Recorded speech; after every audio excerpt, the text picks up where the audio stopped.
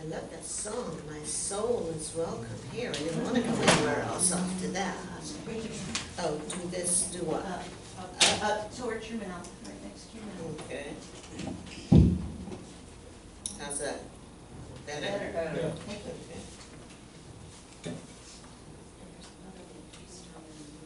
Oh no, I won't worry about it. Thank you. Thank you so much. That happened to me in another church, another day, a church I did not know, one who the people didn't know me either.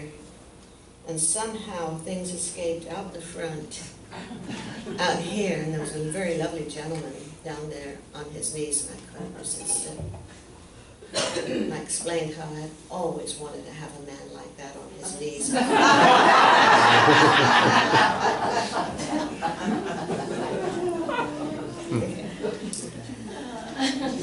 Interesting. Are you willing to be a blessing? And I didn't realize how many different meanings that might have for different people. So I'm so glad that my soul is welcome here this morning. It works out perfectly. And as I put in the out for the newspaper, Sai Baba was one of the people that I used to like to find out about. I'm always interested in avatars and people like that can make on-the-spot demonstration. And this was a wonderful little mystic Indian avatar. And he was quite capable of disappearing in front of a crowd, just totally disappearing. And it didn't appear to be magic or anything like that. I was very critical in those days. And I wanted everything proven to me, and it never was. And there have been many writers and critiques and other things, and no one has ever been able to find a hole in this gentleman's presentation. Everything he said was true. Everything he did was above board. And it was really interesting for me to notice in an old Science of Mind magazine, because I stacked them all, and I was just flipping through, looking for a quotation for somebody. And I saw Mitch Horowitz. Do any of you know who Mitch Horowitz is? I have to be careful here. He's a good author, a wonderful author, a historian. And he now is a big noise in the Science of Mind magazine. Those of you who take the Science of Mind magazine may have seen some of his work in there. And so I thought, well, what is Mitch doing in here? This is about 5 years old. And what it said was, on the top, no gossip. And I thought, well, yeah, we all know that now. You know, we've most of us learned that that's kind of a dangerous game to play. So I wasn't going to look at it again, but then right above it was written real positivity. And I thought, well, now that's something I like. This is something I think I can work with. So I read a few lines to see what he had to say, and I found it interesting enough to bring. I won't share it all with you, but some of it. One incredibly powerful step will energize, improve, and bring greater peace into your life. Thank you. You will sleep better. You will experience greater self-respect. You will be more productive. If all this could be found in a pill, what would you pay for it? How many billions in sales would it generate? I can promise that you don't need a prescription or to pay big bucks. This magic formula can be yours now. Its only after effects are satisfaction, calm, and good spirits. I can't see you guys through these new things. Ready to try? Okay. It comes down to 2 words. Stop gossiping. Well, I almost quit there because I don't like those words. You know, since I no longer bother to do that stuff, I'm not terribly interesting, but I like Mitch. I like what he has to say. he says, read these 2 words again, which I did, I'm a good girl, and again. Impress them upon your memory. Acts of gossiping, tale-bearing, and spreading or listening to rumors are a poisonous smog that clouds your life. I'm not doing very well here, in my own mind. This is going. Who are defamed. But I'm only telling the truth, we object. Not so. Virtually every rumor we hear or repeat is untrue, half-true, or mitigated by gravely serious circumstances of which we are unaware. And I began to think, I think we've been going through a period of that, haven't we? And since this is 5 years old, maybe it's time to, regurgitate it. The ancient Greeks cautioned to respect your neighbor's privacy. Zeus hates busybodies, wrote playwright Euripides.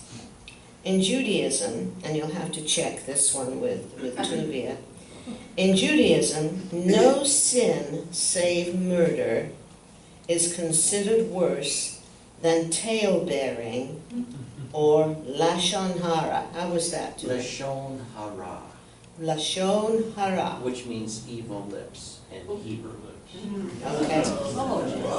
What he's written is evil tongue. How many people here got an evil tongue? Well, I've heard a few. New Thought has a similar perspective. Now we're getting into my language. New Thought. What man says of others will be said of him. Florence Scovel Shinn wrote that. She's a nice author. Neville Goddard taught that all talk concretizes reality for the speaker as much as for the one spoken of. Neville Goddard was an Englishman who was born in Barbados, I believe, and he's in this column because Mitch just really treasures whatever Goddard wrote. So I thought, okay. And then a few weeks ago, you had a gentleman speak here who brought with him a whole table full of Goddard books. Of course, I had to find out who this is now, find out more about him than I knew before. Very interesting. He believes, and there are many people out there who do believe, that imagination is God. This thing we worship or revere or respect or try to learn from. Goddard says this is the real God inside of us, this imagination, which made me smile because I know so many people who think they don't have an ounce of imagination in their whole bodies. No wonder they're not getting what they want in their treatment work. Okay. Well, by saying no to gossip, you not only contribute to a better home and workplace, but you become a nobler person. Well, I can agree with that. Yeah. Imagine the ripple effect if you could gather a few friends together and once a week or so, you could all get together and promise not to gossip and then promise not to share what you gossiped about before you get back to your car.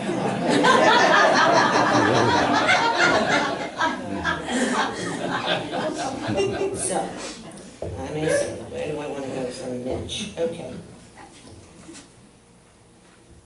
It's strange because I really tussled with myself about bringing that into the talk today, although it's apropos. And I've pulled out another piece of paper. I'm going to have to go through these pieces of paper. I think I might write a magnificent book. This is what this one said. Just for today, I shall remember to trust that my decisions are right, without always knowing how I arrived at them. I am trusting my inner guidance and allowing my experiences to confirm the right results. And this one really stuck me. I remember who I really am and let my beingness bless all around me. And that was really what my topic was about this morning, was about wanting to be a blessing, wanting to be more of a blessing. We are all a blessing. That's my first major point. Quit trying to be something you already are. If you would stop trying so hard, you might get somewhere. You might find, as I want to say to you, you are a blessing. You were a blessing the moment you were born, the moment you were brought into this world. You were a blessing. God doesn't, and forgive me for talking about God as though he were a human being, but God doesn't screw around. Okay. Oh, okay. That's it. The trick, when you decide that you're not happy with who you have become, or you're not happy enough with who you have become, even though you're a decent person, you know, we're all decent persons, okay? But if you're not happy enough about that, there's no need to work at it. That's what I hear. I've got to work on that. I'm trying to work on this. What if you could imagine just for a few minutes that you really were a decent person and you could work on that? You see, we're always trying to get somewhere instead of agreeing maybe we are somewhere. See, that's why what I liked about this song. My soul is welcome here. Okay, this is good, this is it. We want to add to, we want to shed what is not us. There is so much that we go around talking about, thinking about, trying to do, that is nothing to do with it. It's none of our business, such a lot of it. Do you realize how much of your time you spend thinking about other people's business? You know?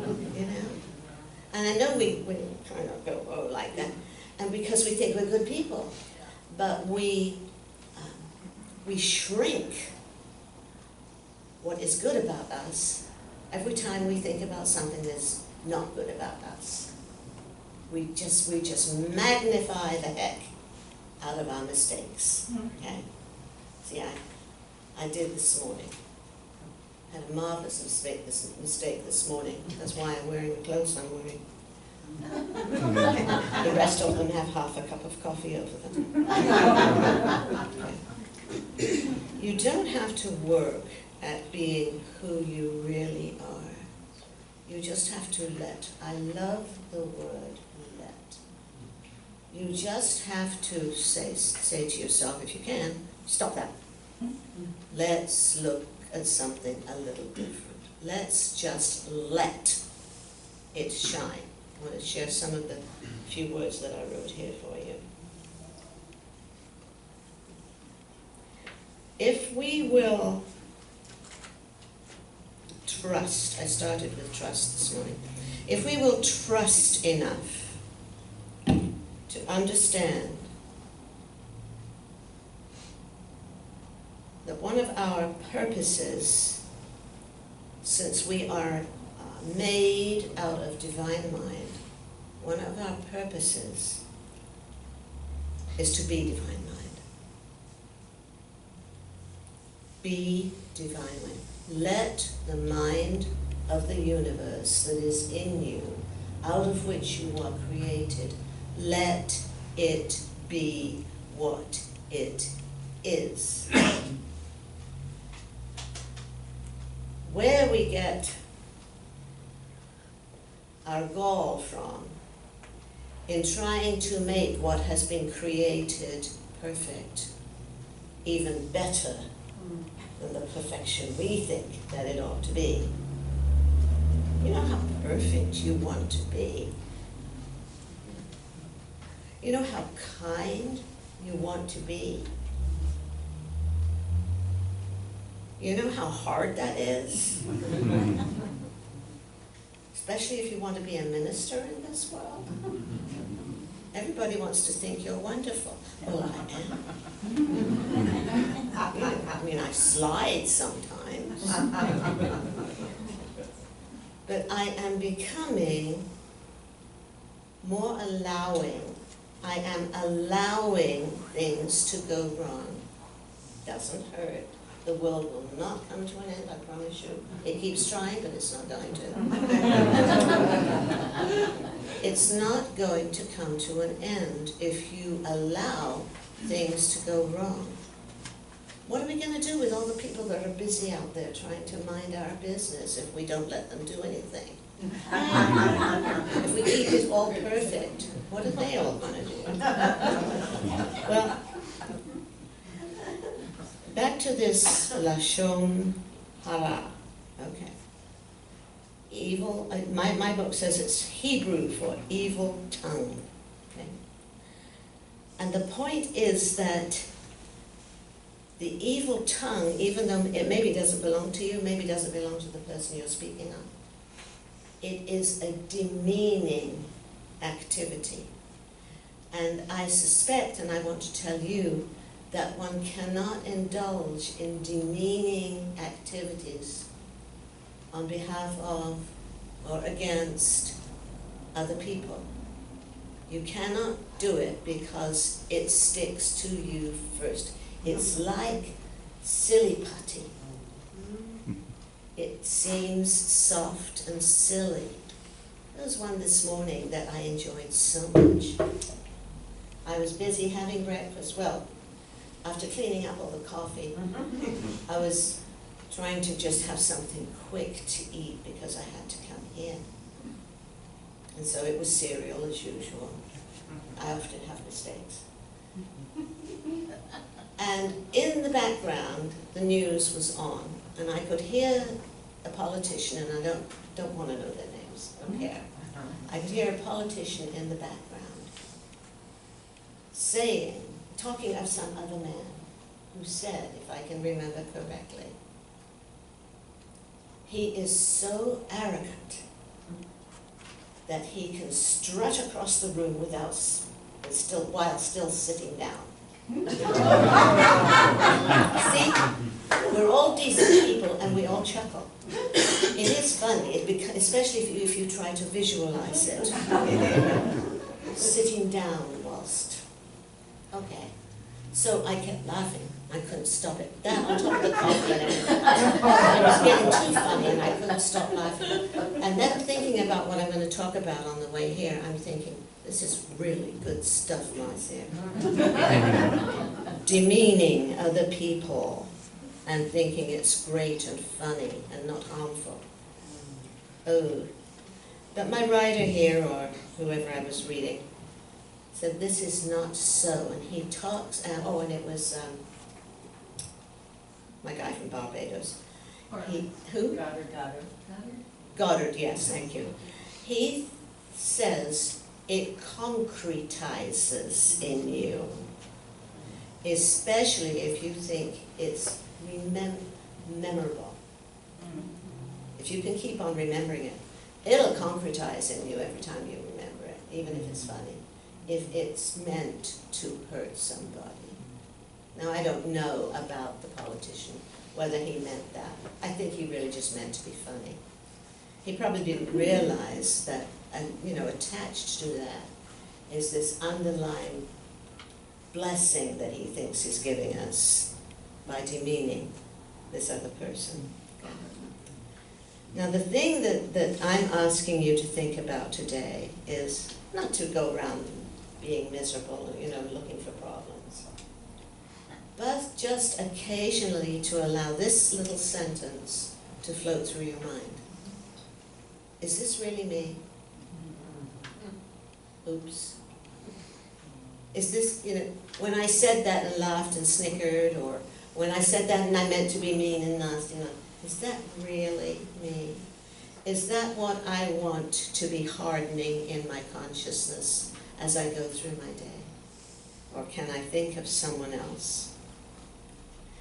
Now, I have had recently a difficult challenge because I needed to let go of a friend, because I couldn't keep her as a friend. That's very hard to do, and I do not want to hurt her. And I had to work on that for quite some time before I could come up with a decent formula, I thought, that wouldn't hurt either one of us. And I think I managed it. But I grieved. This had been a friend for a long time. But we were going apart in the things we were needing to think of and become and do. But it wasn't long before another lady popped into my life who just kind of stunned me. She had a face like a little angel. And it came upon her to come across one morning to introduce herself and say that she came to introduce herself because she thought I had a face like an angel. And we talked and so on and so forth, and it worked out that, you know, she had had a great loss recently and she needed someone to speak to, and that someone at that moment in time was me. But that face of hers kept shining, and she kept thinking of wonderful things to say. And the thing that was quite enchanting about her was that whoever she read, whether it was the Bible or whoever, she got it wrong every time. You know, and it just made me smile. There was nothing malicious about it, but, you know, and sometimes I would wait for her to come down the street to see if she was going to say anything this morning that I could use against you all.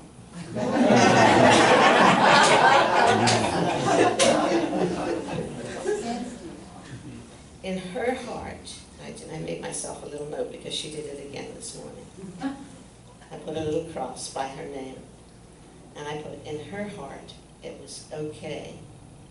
And I remembered that Colin and I went to Israel a number of years ago for a tour, you know, to learn all the wonderful sights.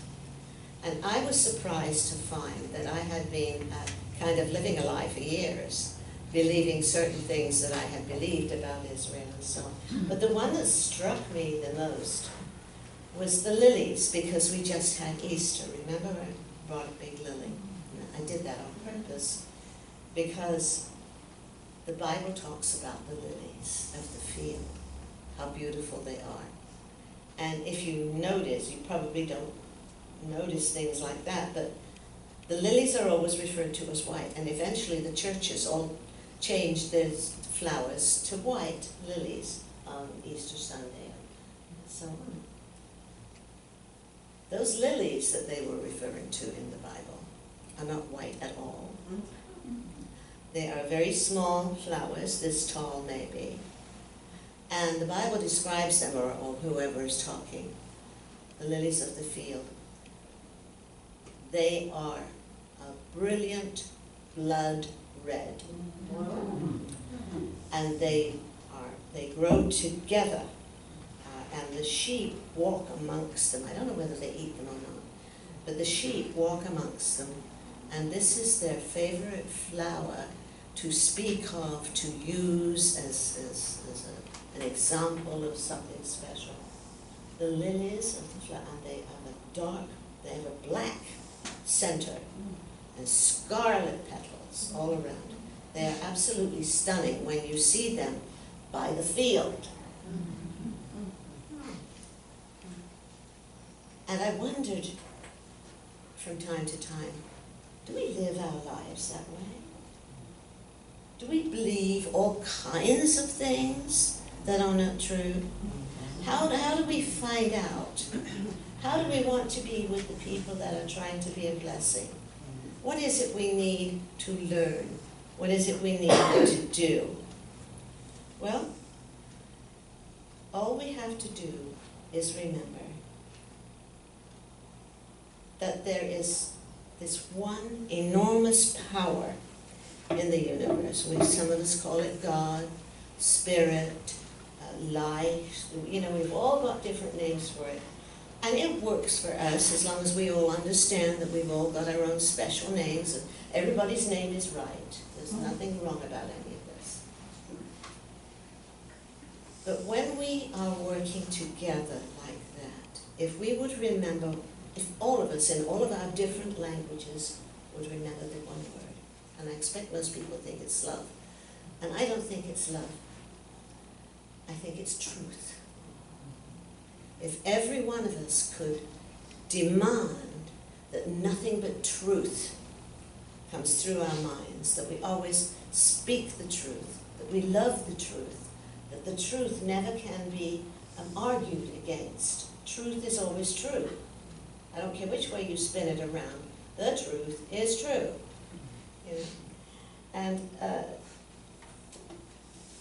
I've worked for myself to try to remember that truth.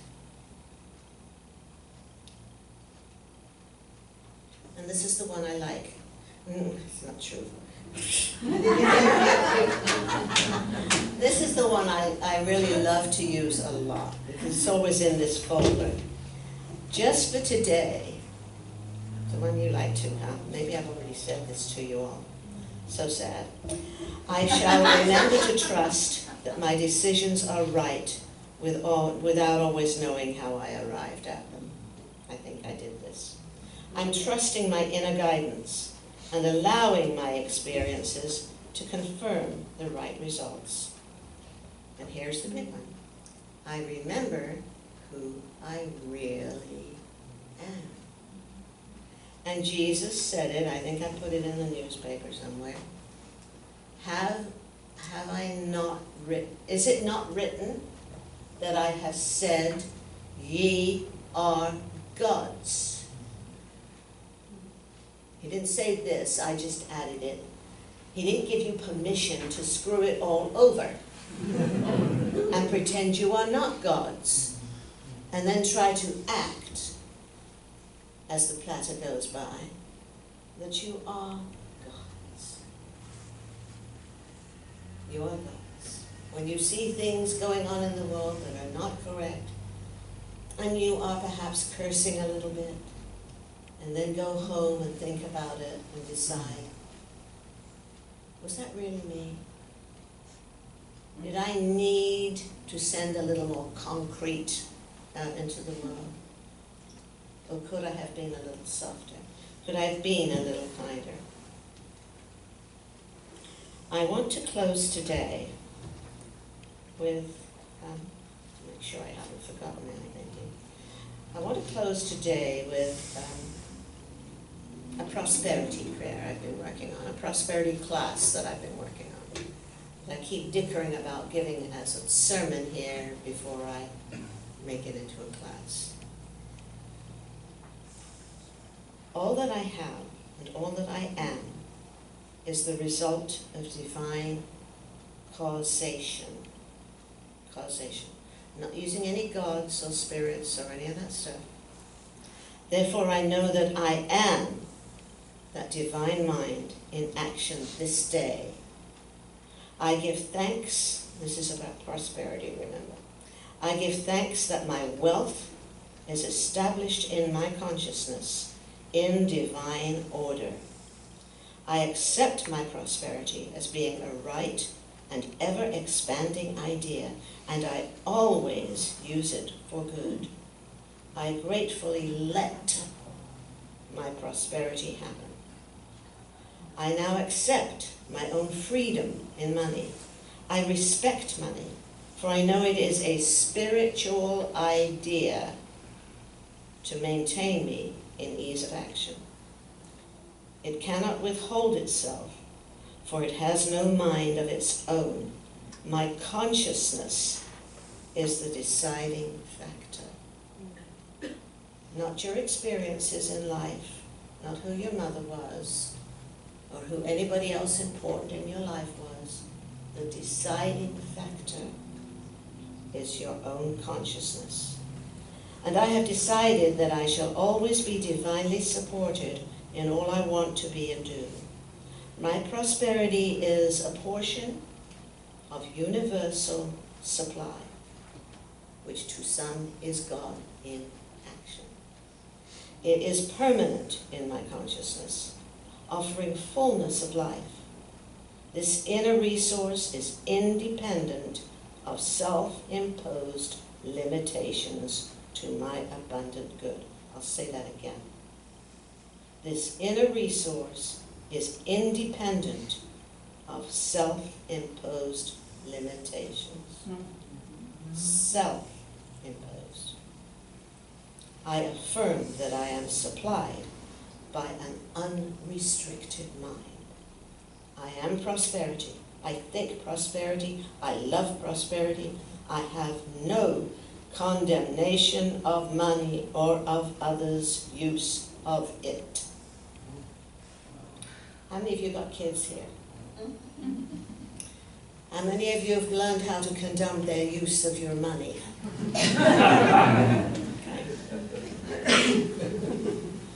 My money is spiritual in cause and wonderful in effect. How many of us are a little bit afraid of getting money that we didn't get ourselves, earned? Is it right? Was it right for me to have this money? Am I worthy of this money? I use it with wisdom. I appreciate all of its benefits, and I expect the greatest that can be to now take place in my affairs. I give thanks for the ever-flowing and increasing good in my life. I appreciate the mind and heart of being, for my life well lived, and for the love I give and receive daily. How can you prosper more than by being able to give love, receive love daily? Depends perhaps on how old you are. I didn't discover that ability until I was much older than I am today. I know that all is well in my consciousness. I know that I am honored and loved here. What more could I ask? What more could I ask? To discover, when you do discover that you were an abandoned baby, and then to find yourself living in a community like that. Can you even imagine how much love there is in this room? So are you willing to accept that you are a great part of that? And are you willing to be that blessing? Thank you.